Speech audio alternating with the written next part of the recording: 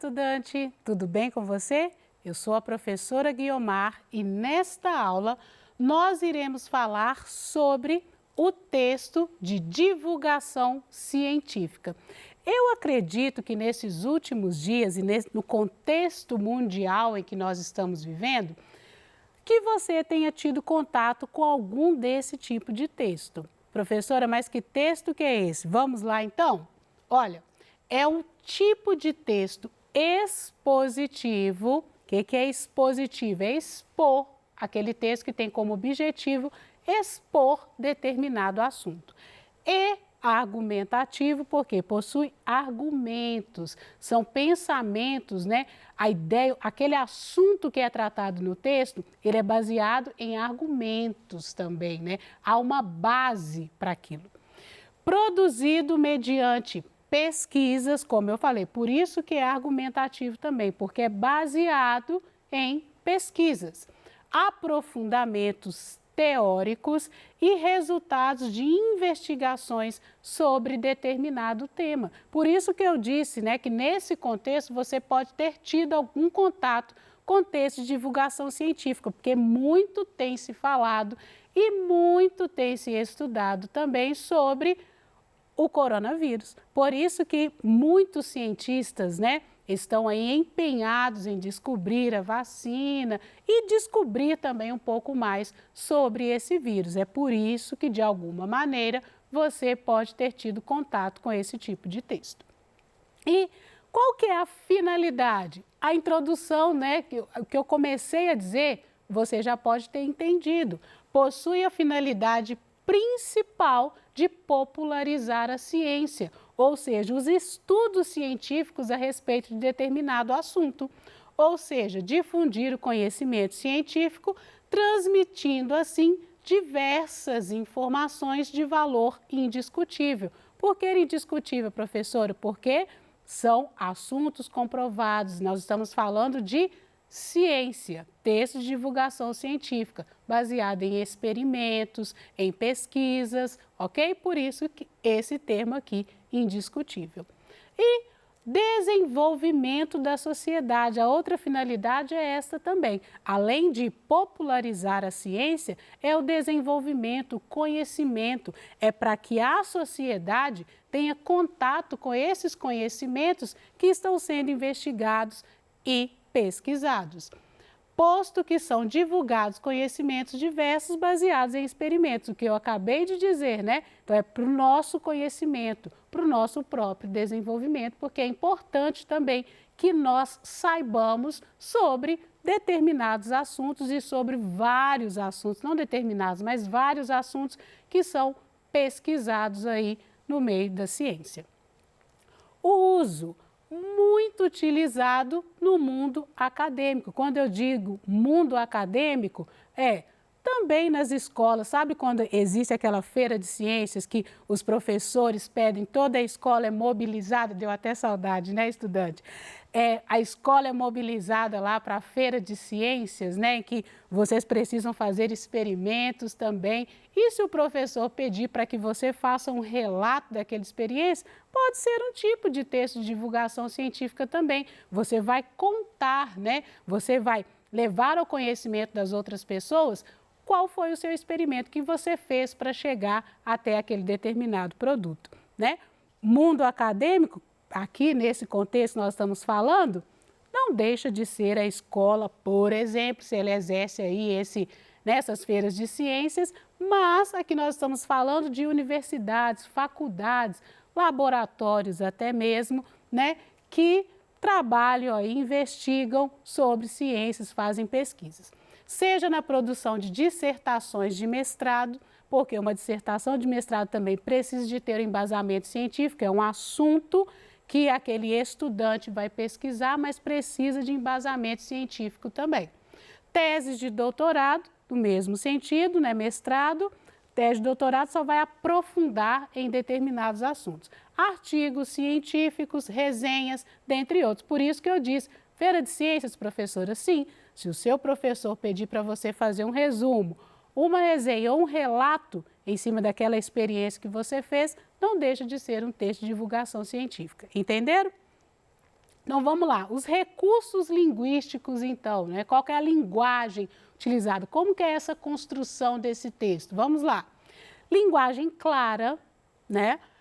Objetiva e impessoal, porque você vai estar relatando um determinado assunto, você vai estar tratando de um determinado assunto que possui embasamento científico. Então, é impessoal. A linguagem, é clara e objetiva, porque a pessoa precisa de entender. Quando ela ler o seu texto, ela não pode ficar pensando, interpretando de uma maneira que você não quis dizer. Então, é preciso evitar ambiguidades, redundâncias, então é por isso que a linguagem clara e objetiva, de acordo com as normas da língua. Então é norma padrão, aquela linguagem formal também. E são evitadas, então, como eu disse, né, as expressões populares, a linguagem coloquial, por isso que eu falei que é linguagem formal, próximo aí, né, o mais próximo da norma padrão, ou porque nós dizemos é redigida em norma padrão. Evitar gírias e figuras de linguagem como a redundância e a ambiguidade, como eu disse. Presença de termos técnicos da área, por quê? Precisa de ter embasamento científico. Então, se você está falando sobre experimentos, é quase que inevitável você não usar aqui termos técnicos, ok?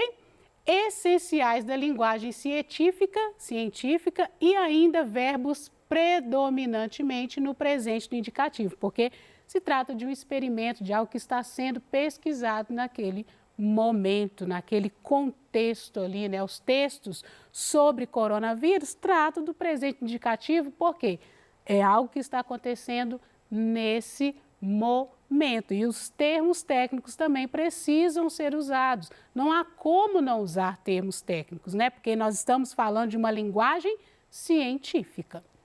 E quem escreve esse tipo de texto?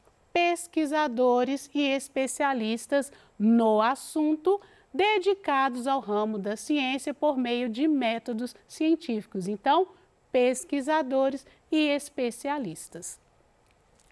Qual é o suporte? Onde que nós encontramos esse tipo de texto? Revistas e jornais científicos, livros, plataformas de divulgação científica também, porque hoje nós temos vários sites aí que traduzem, né, essas pesquisas de uma maneira mais acessível para o leitor. Então, é por isso que nós temos várias plataformas também que trazem textos aí de divulgação científica.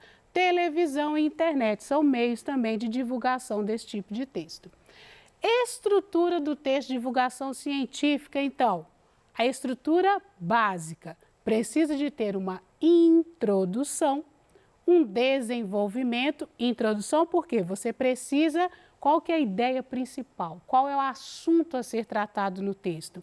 E o desenvolvimento, lembra lá? Embasamento científico. Então, nessa parte do desenvolvimento é que vai aparecer outros autores, dados, exemplos. Então, é nessa parte do desenvolvimento. E conclusão. Mas os textos de divulgação científica não possuem uma forma rígida. Como assim, professora? Eles podem variar. Por isso que eu escrevi aqui, ó, a estrutura básica. Precisa de ter introdução, desenvolvimento e conclusão, mas isso pode variar. Como? Variam de acordo com o tema abordado, depende do assunto, né?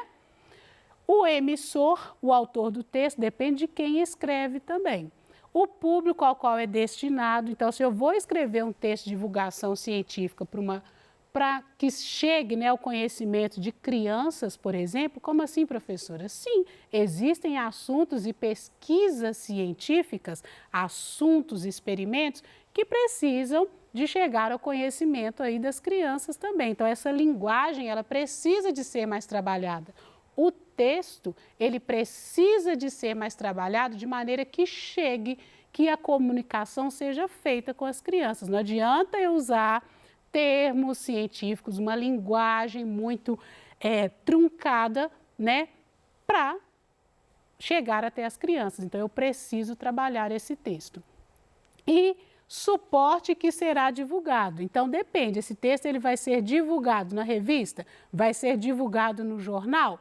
Então, ele precisa ser trabalhado e ele vai variar de acordo com o suporte, com o tema, o autor do texto e o público-alvo. Entendido? A estrutura básica, mas ele pode variar de acordo com essas entradas aqui, tá? Uma observação. Geralmente, nos 2 primeiros parágrafos, o emissor, o autor do texto, expõe sua ideia principal. Lembra da estrutura básica lá, a introdução? Então, ó, no início aqui, nos 2 primeiros parágrafos, essa ideia principal vai ser transmitida. Desenvolvendo, lembra do desenvolvimento do texto? Nos parágrafos subsequentes, por intermédio de exemplos, comparações, dados estatísticos, relações de causa e efeito e assim por diante. Então, por isso que tem a estrutura básica aqui e é por isso que tem esse geralmente, porque a estrutura pode variar também. Agora, vamos para uma atividade que está no seu PET. Vamos lá, se você não pegou o PET ainda, corre lá, pega o seu PET, abre lá na página 3, na semana 1. E nós temos um texto aqui, ó, cujo título é Mocinho ou Vilão? Olha que esse texto aqui, né, até mesmo o suporte, porque está lá numa plataforma digital, olha como que essa linguagem ela é um pouco mais acessível. Mocinho ou vilão, já começa a brincar para o texto, porque é destinado ao conhecimento de crianças, adolescentes e jovens. Então, a linguagem já começa a ser diferenciada desde o título. Remédios para plantas, defensivos agrícolas, venenos contra pragas. Esses são alguns nomes pelos quais são conhecidos os agrotóxicos. Produtos químicos que servem para prevenir, destruir ou controlar diferentes tipos de praga em plantações.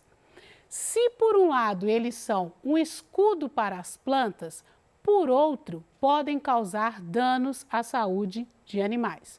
Os agrotóxicos podem ser usados em vasos de planta, jardins, pequenas roças ou grandes plantações, com o propósito de evitar que micro-organismos e também plantas daninhas prejudiquem o crescimento dos vegetais.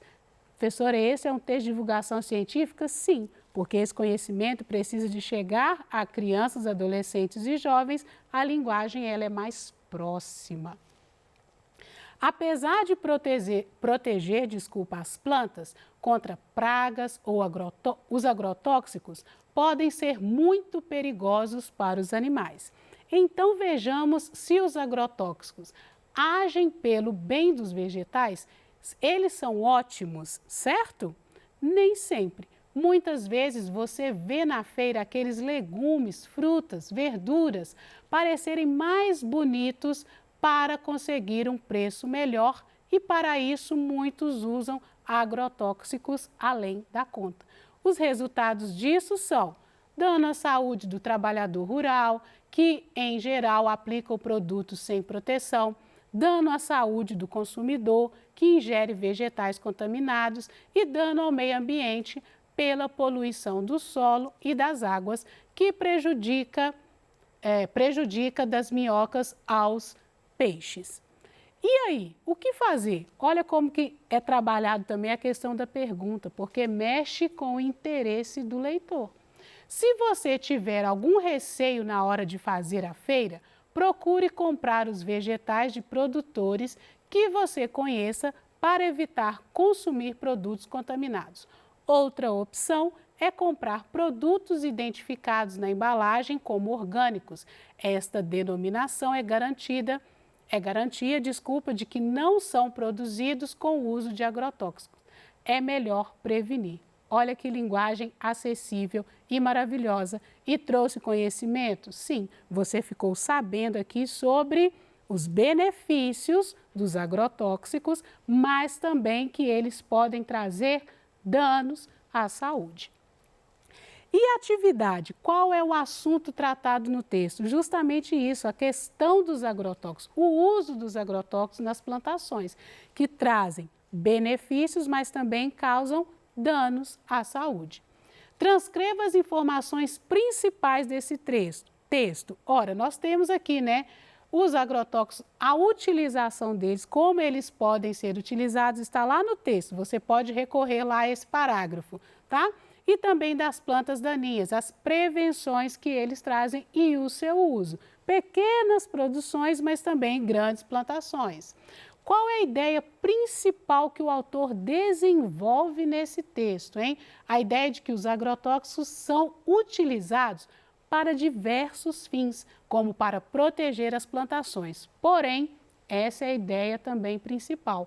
Eles também podem causar danos à saúde dos animais e dos humanos. É por isso que lá no finalzinho do texto, ela traz uma sugestão. Qual é essa sugestão? Que você, né, selecione aí quando você for à feira, você não fique encantado, vislumbrado com esses produtos só pela beleza, porque eles podem estar ali, né, sendo preservados por causa dos agrotóxicos, e que você recorra também aos orgânicos. É muito comum hoje, né? Antes ele era menos acessível, esses produtos orgânicos, eles eram menos acessíveis aí às pessoas, mas hoje a gente encontra mais facilmente. Agora, o mais interessante que eu quero que você perceba é que, embora esse texto tenha uma linguagem assim, né, muito fácil de ser entendida, nós entendemos qual é o propósito, a ideia principal é que, professora, mas como assim você falou que os textos de divulgação científica apresentam dados, exemplos? Estava tudo ali dado no texto, né? Tudo embasamento científico, ou seja, as pessoas recorreram ao embasamento científico para dizer que esses agrotóxicos aí trazem danos à saúde, causam danos à saúde. No entanto, o autor do texto trouxe isso de uma maneira acessível, porque esse texto está presente, né, numa plataforma digital, num site que produz ali textos de divulgação científicas que trazem esses textos, mas é para atingir o quê? Crianças, adolescentes, jovens e também para despertar o interesse. Viu que desde lá do título do texto já chama a atenção? Mocinho e vilão faz parte do contexto das crianças, elas entendem isso. Mocinho ou vilão? Olha esse entendimento, né? Eles trazem benefícios? Sim, mas também eles causam danos à saúde dos animais, dos humanos e também causam danos ali, por quê? Se eles forem usados de uma maneira desregrada, né? Houve até uma lei, tramitou aí a questão do uso dos agrotóxicos, eles são colocados como mocinho ou vilão no texto.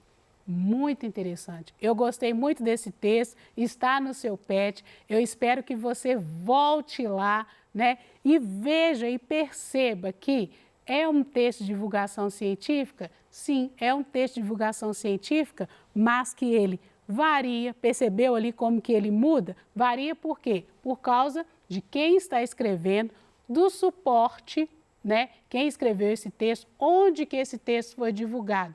E também ele varia de acordo com o receptor do texto, que são vocês, adolescentes, crianças, jovens, para tornar esse texto interessante. Então, aqui, ó, e qual que é o tempo verbal? Presente no indicativo, como eu disse, certo? Porque é um texto falando de algo que está acontecendo agora. E percebendo aí o assunto do texto e o veículo, nós já falamos bastante disso onde é publicado. O nível de linguagem utilizado é adequado? Sim, é adequado porque tenta aproximar essa linguagem, que não deixa de ser formal, aproximar das crianças, adolescentes e jovens. Desde o título, lá, o uso das expressões mocinho ou vilão e também com o uso de perguntas. Então, aqui as nossas referências e muito obrigada pela aula de hoje. Espero que você tenha entendido um pouco mais sobre os textos de divulgação científica.